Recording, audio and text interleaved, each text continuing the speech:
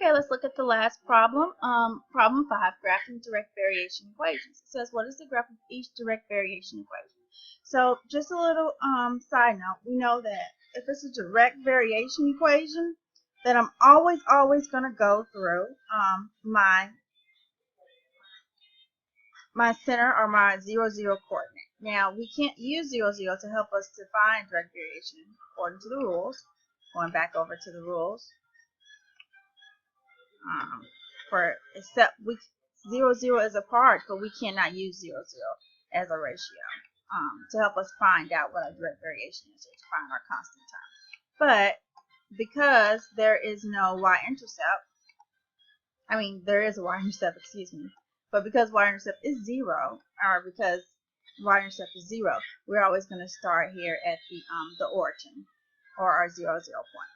So if we graph y equals 3/4, I'm going to use my free graphing calculator at www.decimals.com, and I'm going to say y equals 3 divided by 4x. And there's and as you can see, it goes through my center or my origin, and I can actually add a table so you can see points there. I can add points if I need to or want to.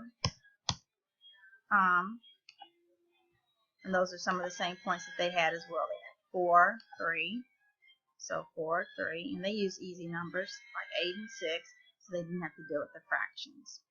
Alright, so, oops, sorry, wrong book. Alright, so now let's take a look at negative 2x. So this one should be going down the hill, right?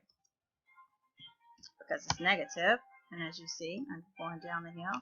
Again, I can add my chart here to see some points. And you see they use negative 2, 4. So I use negative 2, 4, negative 1, 2, 0, 0. It does pass to the origin. Alright, let's look at, let's graph these. Y equals negative 2/3 x. Again, it's going to be going downhill.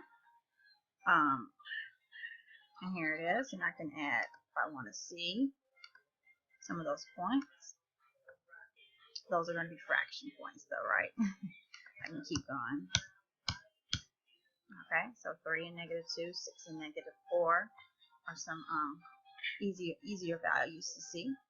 And then last but not least, y equals 3x. And there it is. Alright, and I can again add my chart. Again, everything is going through the origin.